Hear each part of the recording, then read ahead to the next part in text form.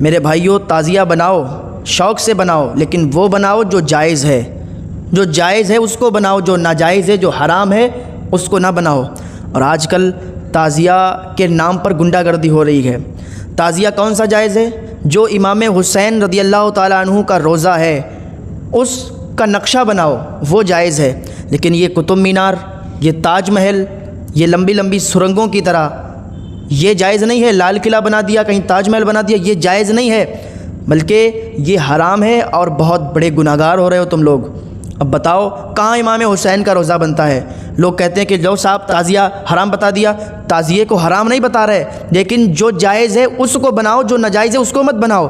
اب کہاں لکھا ہوا ہے اور کہاں تک صحیح ہے کہ دلی کا تم نے لال قلعہ بنا دیا، تاج محل کی طرح بنا دیا، لمبی سرنگوں کو بنا دیا، اور پھر اس کو آپس میں جتائی کرواتے ہیں کہ میرا جیت گیا تیرا ہار گیا، تیرا ہار گیا میرا جیت گیا۔ اگر ہمارا 5 لاکھ کا ہے اور تمہارا 3 لاکھ کا یا 2 لاکھ کا ہے تو ہمارا جیت گیا تمہارا ہار گیا۔ تو ان سے ذرا پوچھو کہ تم یہ تعزیہ بناتے کس کے لیے ہو؟ تو کہتے ہیں ہم حسین کے نام پر تعزیہ بناتے ہیں۔ تو ہم کہتے ہیں جب حسین کے نام پر تعزیہ بناتے ہو تو اس میں ہرانا اور جتانا کیا ہے؟ جس نے اچھا تعزیہ بنایا تو وہ جیت گیا، اور جس نے پیسہ کم لگایا، جس کا چھوٹا تعزیہ رہ گیا تو وہ ہار گیا۔ تو اس نے کس کے لیے؟ کیا یزید کے لیے اس نے بنایا تھا تعزیہ؟ اس نے بھی تو حسین کے نام پہ تعزیہ بنایا تھا۔ لیکن کہنے کا مقصد یہ ہے کہ یہ سب حرام ہے، تمہارا یہ آپس میں لڑانا جتانا بھی حرام ہے، اور تمہارا وہ سرنگوں کی طرح تعزیہ بنانا بھی حرام ہے، تاج محل، لال قلعے اور قطب مینار کی طرح وہ تعزیہ بنانا بھی حرام ہے۔ اگر تعزیہ بنانا چاہتے ہو تو امام حسین کے روضے کی طرح شکل میں تعزیہ بناؤ، اور اس کو گھماؤ نہیں، اس کو ایک جگہ پر رکھ دو۔ یہی طریقہ ہمارے بزرگان دین کا تھا، امام حسین کا روضہ بناتے اور اس کو ایک جگہ پر رکھ دیتے تھے۔ لیکن تمہارا طریقہ کیا ہے؟ وہ تعزیہ ہوتا ہے، اس کے اوپر کا جو گنبد ہوتا ہے اس کو پھر گاؤں میں گھمایا جاتا ہے، اور جس کے گھر لے جایا جاتا ہے وہ اگربتیاں لگاتے ہیں۔ یقین مانو حقیقت بیانی کر رہا ہوں، کسی کو برا لگتا ہے لگنے دو، جو حق بات ہوتی ہے وہ کڑوی ہوتی ہے، اور حق بات ہم چھپا نہیں سکتے کیونکہ اللہ کے ہمیں بھی جواب دینا ہوگا۔ تو وہ گنبد گھمایا جاتا ہے، اور جس کے گھر وہ گنبد چلا جائے تو وہ کہتا ہے بڑا کرم ہو جائے گا امام حسین کا، اب سب غم اور سب پریشانیاں دور ہو جائیں گی۔ امام حسین کا معاذ اللہ سر مبارک ہمارے گھر آ گیا ہے، اس کو امام حسین کا سر سمجھتے ہیں۔ کہیں کہیں پر جو لمبے لمبے تعزیے ہوتے ہیں ان کے اوپر جو گنبد ہوتا ہے اس کو گھماتے ہیں، بڑی اچھائی سمجھتے ہیں ایک دوسرے کے گھروں پہ لے جاتے ہوئے، اور پھر وہ ڈھول تماشوں کے ساتھ آگے آگے وہ گنبد ہوتا ہے اور پیچھے پیچھے ڈھول تاشے بجتے ہیں، لوگ اس میں ماتم کرتے ہیں۔ ہم ان سے پوچھتے ہیں کہ تم ماتم کس کے نام پہ کرتے ہو؟ اگر تمہارے گھر کوئی مر جائے کیا تم ماتم کرو گے؟ اور کیا یہ تم سمجھتے ہو کہ امام حسین مر گئے؟ تو سنو قرآن کی آیت ہے وَلَا تَقُولُوا لِمَن يُقْتَلُ فِي سَبِيلِ اللَّهِ أَمْوَاتٌ، کہ جو اللہ کی راہ میں شہید ہوتے ہیں انہیں مردہ نہ کہو، وَالْأَحْيَاءُ وَلَكِن لَا تَشْعُرُونَ، بلکہ وہ زندہ ہیں۔ تو زندوں پر یہ غم کیسا، یہ رونا کیسا کہ تم 10 تاریخ ہو؟ ارے بھائی رونا تو ہمیں اس لیے چاہیے کہ امام حسین پر کربلا میں بہت ظلم ہوئے، بہت ظلم سہا امام حسین نے۔ کس کے لیے؟ اپنے نانا کی امت کے لیے، اور آج ان کے نانا کی امت کیا کر رہی ہے؟ یہ ان کو تکلیف پہنچانا ہوا کہ ان کے نام کے تعزیے بنا کے، لمبے لمبے تعزیے بنا کے اور ڈھول تاشے بجا کے اور ماتم کیا جا رہا ہے، غنڈہ گردی کی جا رہی ہے۔ ہاں حقیقت بیانی کر رہا ہوں۔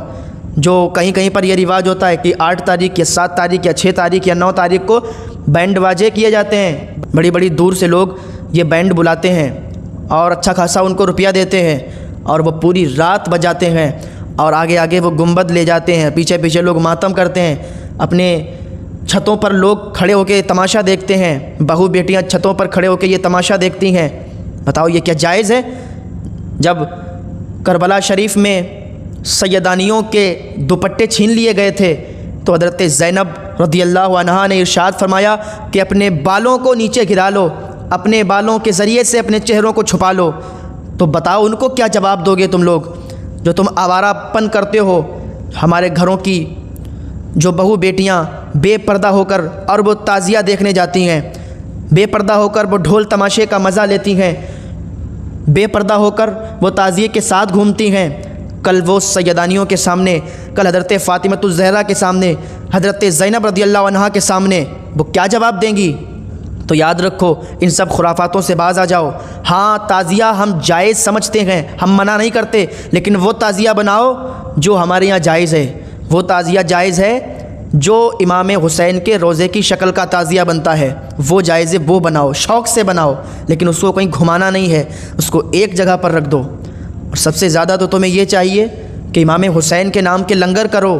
یہ امام حسین کے نام سے تم تعزیے بناتے ہو اور پھر اس کو لڑاتے جتاتے ہو، یہ تمہارے لیے بالکل جائز نہیں ہے۔ حقیقتاً یہ تمہیں گناہ میں ڈالنے والی بات ہے اور تم گناہ گار ہوتے ہو۔ اپنا پیسہ برباد مت کرو، اپنا پیسہ اگر لگانا ہے تو امام حسین کا روزہ جس شکل میں گئے اس شکل کا تعزیہ بنا دو اور ایک جگہ پر رکھ دو، تو لوگ تمہارے یہاں دیکھنے آئیں گے۔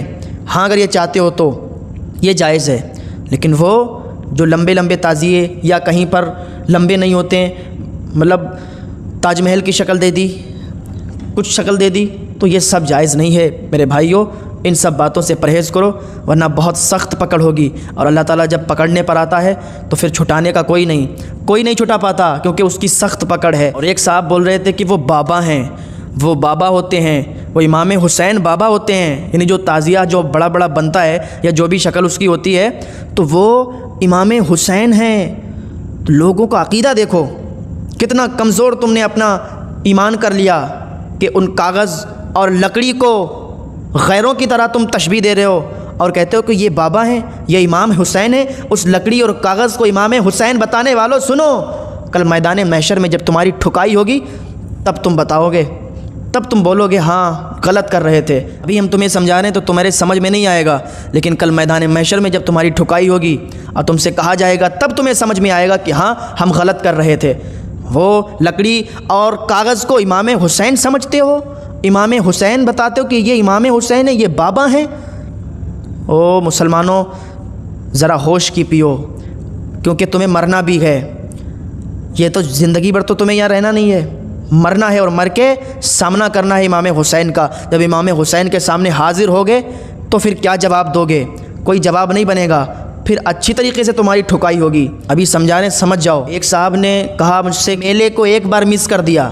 بات دیکھو، بات کیا کہہ رہا ہے کہ ایک بار میں نے اس میلے کو مس کر دیا، مطلب ایک سال میں نے جب تعزیہ آئے تو میں آیا ہی نہیں اور میں نے میلہ دیکھا ہی نہیں، میں نے تعزیہ پر اگربتی لگائی ہی نہیں۔ علماء کی باتیں سن کے تو ہمارا بہت نقصان ہو گیا، ہمارا کافی پیسوں کا نقصان ہوا، ہمارے فلاں کی ٹانگ ٹوٹ گئی، ہمارا یہ ہوا وہ ہوا۔ ایک بتانے لگے کہ ہمارے رشتہ دار تھے، انہوں نے ایسا کیا تو اس کا یہ ہو گیا۔ یاد رکھو یہ تمہارا جو عقیدہ ہے یہ تمہارا ایمان کمزور ہونے کی دلیل ہے۔ تم تو اس نبی کے دیوانے ہو، تم تو اس نبی کے امتی ہو کہ جس کے صدقے سے یہ کائنات بنائی گئی، یہ زمین آسمان چاند سورج ستارے سب بنائے گئے، اس کے صدقے میں تم بنائے گئے۔